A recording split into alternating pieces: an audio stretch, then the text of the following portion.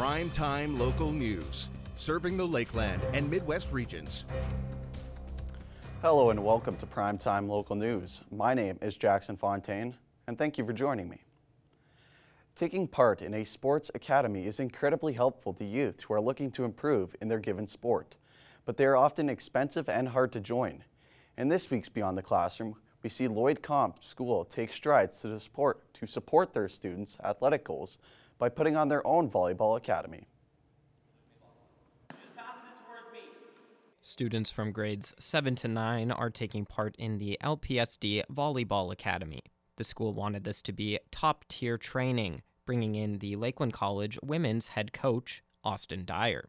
This specifically focuses on volleyball and volleyball skills, and so, if we have some volleyball enthusiasts and some kids that, absolutely love volleyball and they want to improve and they want to get better and they love to play, this program gives them that opportunity. While volleyball skills are still top of mind, the academy focuses on the mental aspects of sports. I'd say it's really good. It's really helped me improve my attitude towards volleyball and my coaches and my teammates, and it's kind of showed me how to to be a good team player, you need to actually help your team, not just be the best one on the team. The instructors behind the program are proud to take part in this, aware of the rare chance these students are receiving. I don't believe that there would be a program within Canada that would have 4 post-secondary coaches working with young kids in an academy environment, and so a very unique opportunity that way to get some high-level coaching in almost a grassroots kind of setting.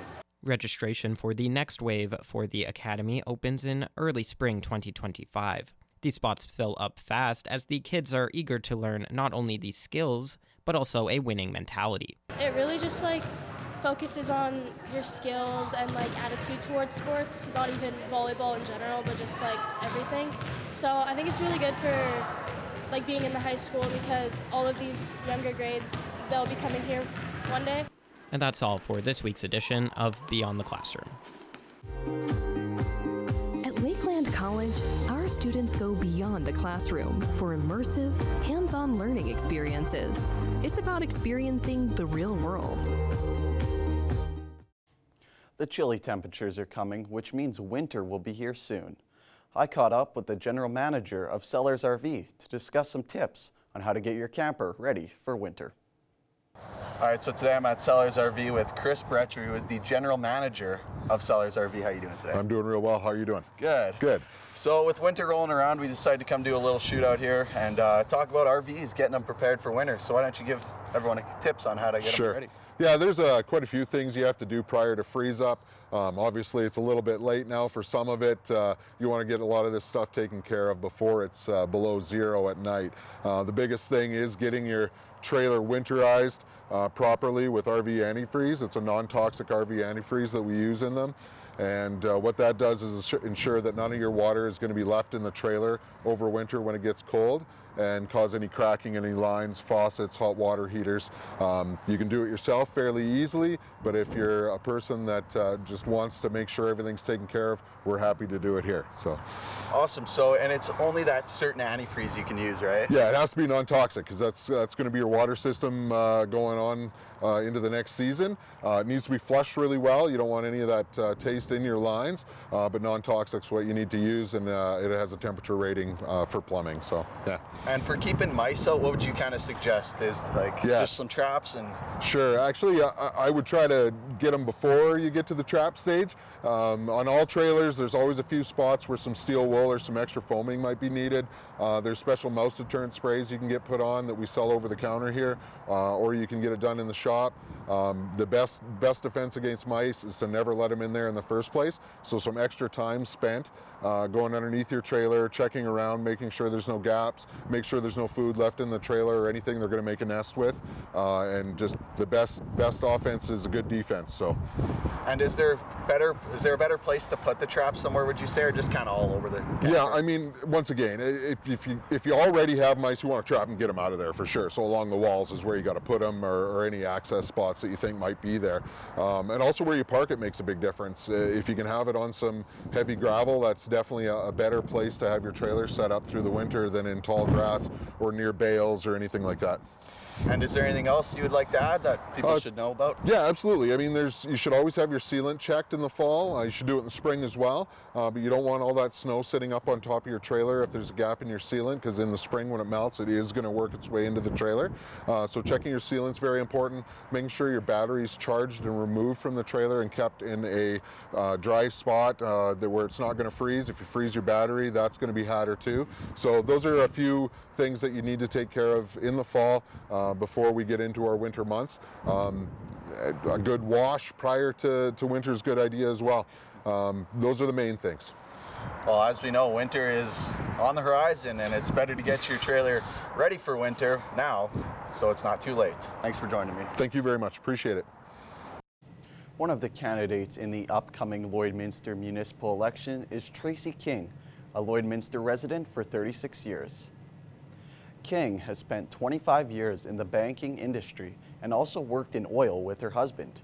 King's love of the community as well as her vision for a bright future are what motivated her to run for council. I have a passion for Lloydminster.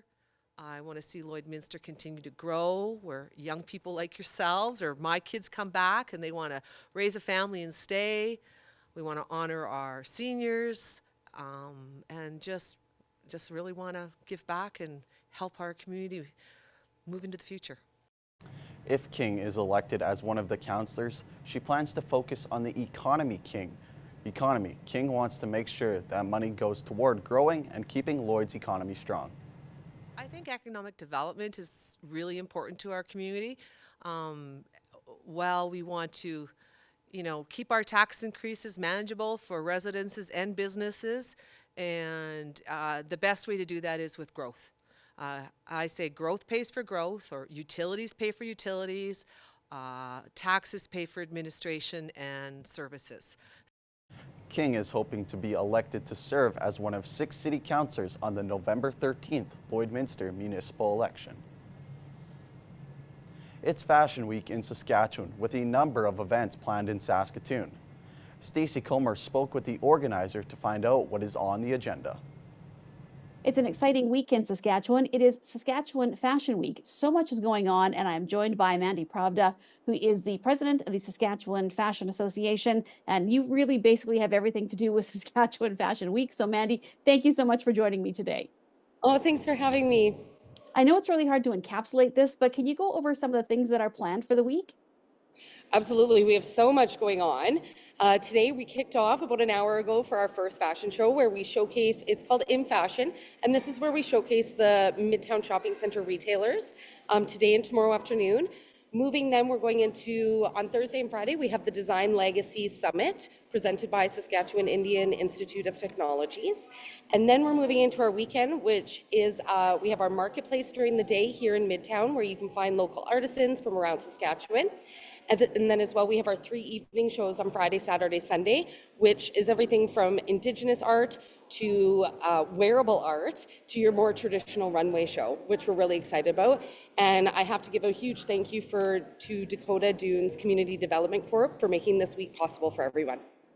Why is it important to showcase Saskatchewan fashion? Well, fashion is at the heart of our culture worldwide. It really sets a tone for art and, progress from history of where we were to where we're going. And here in Saskatchewan, we are rich with heritage. We're rich with art. So I think it's so important and feel that it's so important to showcase that to Saskatchewan to see the artisans that we have right here locally. I noticed that you specifically made a commitment to honor Indigenous culture and acknowledge the treaties and everything this year too. Why is that important to be included with Saskatchewan Fashion Week?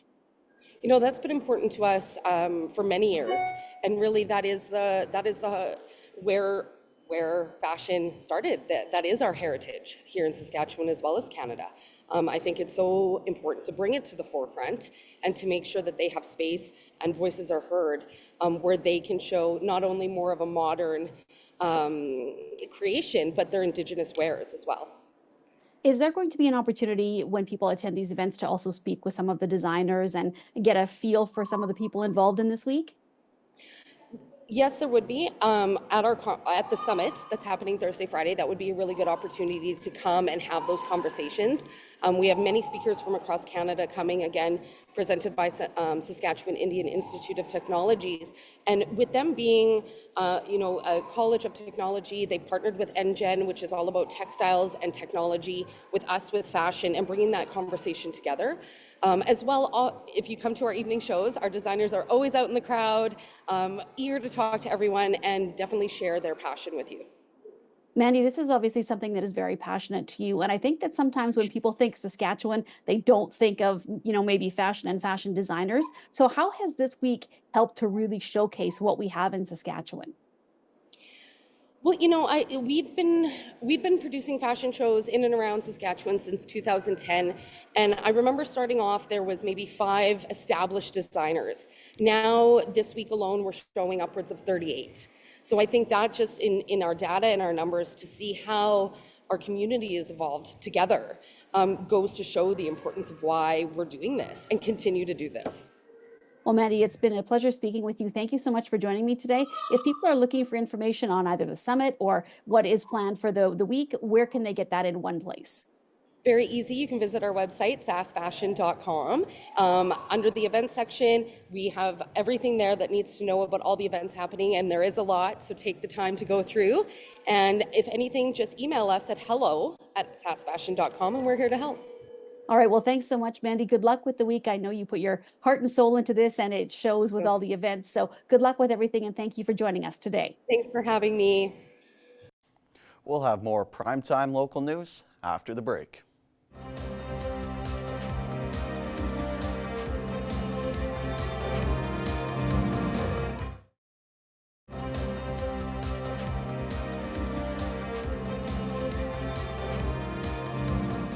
It's time now for another episode of Healthy, Thriving Family After Divorce. Stacy Comer finds out about adoption in this week's feature.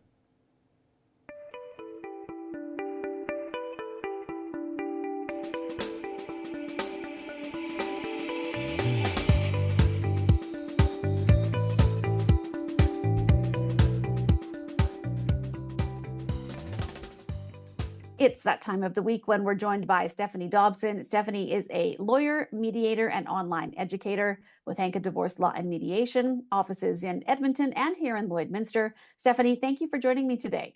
Yeah, thanks as always, Stacy. Nice to see you. Well, we have a unique topic today that we're talking about we haven't really discussed yet, and that is adoption. And so I'd like to first talk about exactly what types of adoption are available in Saskatchewan and in Alberta. Yeah, there's 4 different types of adoption, if you can believe it, here in Alberta and in Saskatchewan, because of course we're doing the cross-border thing as always in Lloydminster. The first one is called public adoption, and that's the type of adoption when kids are in the child welfare system in Alberta or Saskatchewan. And these children are typically in foster care and then are legally available for adoption. The second type is called private adoption, and that's where it occurs directly between the adoptive parents and the biological parents of the children, of the child, I should say. This process usually involves a licensed adoption agency or some kind of a lawyer to deal with the legal aspects. Then there's international adoption, and this allows Alberta or Saskatchewan residents to adopt children from other countries. And then, of course, that requires compliance with both Alberta laws and then the laws of the child's country of origin. And then the fourth one is one that people will be very familiar with, is step-parent adoption. So the step-parent can adopt a spouse's child, usually with the consent of the biological parent. Stephanie, what is the legal framework that governs adoption? So in Alberta and Saskatchewan, the governing adoption legislation is called the Adoption Act, and that's the same in both provinces. And these acts outline all legal processes, requirements, and the rights of everyone involved in an adoption. So there's really 4 key components to this legislation. Number 1 is the eligibility for adoption. So prospective adoptive parents must meet certain criteria. For example, they must be at least 18 years of age. There's certain background checks and then stable financial status. The second part is consent to adoption. So the consent from the biological parents is essential, of course, unless the biological parents' rights have been terminated. The third requirement is the home study assessment. So unless it's a step-parent adoption, the home study assessment is required, and that evaluates the suitability of the adoptive parents. And then the fourth part of the legislation is the adoption orders. So that's the actual piece of the puzzle that completes the adoption, so makes you the child legally the adoptive parents. Okay, and what's the adoption process in Alberta? So Alberta and Saskatchewan is very similar. So the first part would be the research and preparation. So first of all, gathering information about different types of adoptions, for example. So here, our viewers have seen some of our information here, and you can, of course, there's lots of online information as well. And so you would want to choose an adoption type. So remember, there's private, there's public, there's step-parent adoption, and there's international adoption. So figure out which one you want to go with. And then there's the licensed adoption agencies will often hold information workshops to help you with the process, to support you, and to go through some of those legal requirements. Completion of a home study. We talked about home study under the legislation requirements, but yes, that is something that you'll want to work with the adoption agency on. Then there's an application process, and let me tell you, there are a ton of forms with respect to applying for adoption, and that needs to be submitted to the required governmental bodies or appropriate agencies. Then there's a matching process. So for public and private adoptions, and of course international adoptions, there's the matching process where the adoptive parents are paired with the child based on compatibility. Then we go to finalization through the court process, and then post-adoption support. So a lot of adoption agencies will actually help you to support you through that transition when you have the child now, the adoptive parents have the child in their home. All right, lots of information as usual, Stephanie, and thank you so much for joining me. We will be back to chat again next week. Yeah, thanks, Stacey.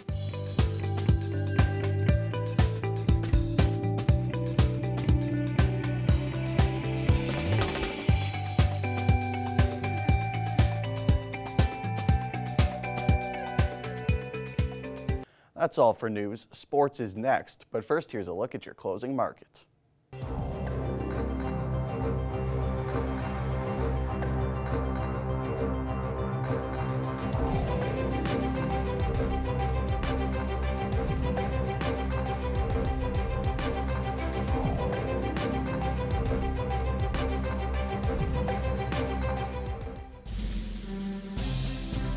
Today's oil prices are brought to you by First General Services.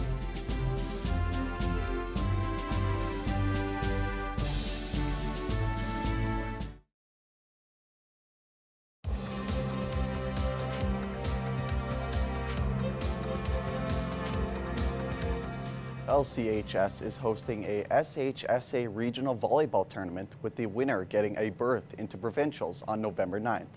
Our Thomas Wildman learns more about the tournament. Today I'm joined by Doug Smith, the organizer of the regional volleyball tournament taking place at LCHS, as well as the coach of the LCHS Barons volleyball team. He's here today to talk about both the tournament and how his team has been doing this year. And so thank you so much for joining me today, Doug. Yeah, my pleasure. Thanks for having me. First up, Doug, tell me a little bit about this tournament. So this is through SHSA, Sask High School Athletics Association. So for 5A, 1 through 5A, they run a tournament to contend to get a berth to provincials here. So we apply every year. We were fortunate enough this year to get the 5A North Boys regional playdowns on Saturday, November 9th. And Doug, how good has your team been this year, especially that they get the chance to compete in this regional tournament in order to possibly get to go to provincials? So our team we have done very well this year. September was a month of growth for us, and then we got hit by the injury bug. But that allowed a lot of my athletes to play in different positions and just learn the game that much better. So now we are a full squad, and we're looking to do very well at regionals so that we can go down to Balgonie, Saskatchewan and contend for a provincial championship. And over these last few years, volleyball has grown tremendously here in Lloydminster. How have you seen that growth where you are acting in the high school levels and as a coach for high school volleyball? It's been an incredible journey to be part of the excellent coaching that our club programs have brought in, the mentorship for our school coaches, and we have great grassroots coaches down at the middle level as well, developing our players. Just to put it in perspective, LCHS, we had 8 volleyball teams this fall, which is unheard of. So ton of kids playing. Skill level wise, it has definitely grown as well. So yeah, my own team, we are very skilled. We are very athletic. We look like a volleyball team, and we play some pretty darn good volleyball. So yeah, it's been special to be part of the growth of volleyball in Lloydminster for sure. And finally, Doug, when and where is this tournament taking place, as well as when are the Barons going to be playing this weekend? And if people would like to get more information, where can they find that? We will be posting the schedule on our LCHS Facebook page as well as our Instagram page. My Baron boys, we play at 9, 12, 3, and 6 o'clock, all of those Alberta times. And we will be in the LCHS gym, which is the JJ Giesbrecht Gymnasium. We'd love to see a full crowd out there. 3 years ago, we hosted regionals, and it was very well attended. So we'd love to have Lloydminster come out and cheer on and watch some pretty darn good volleyball. Thank you so much for all the information today, Doug, and we definitely look forward to another great weekend of volleyball here in the Border City. And now let's take a look at our adorable pets with our Pets of the Day.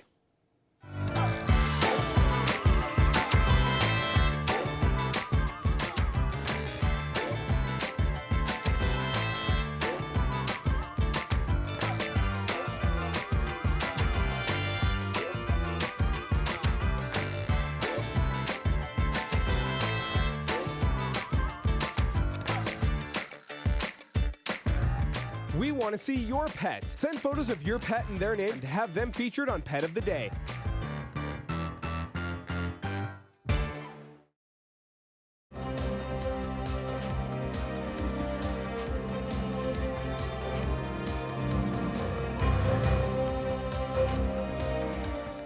That's all the time we have for Primetime Local News. My name is Jackson Fontaine, and have a good rest of your day.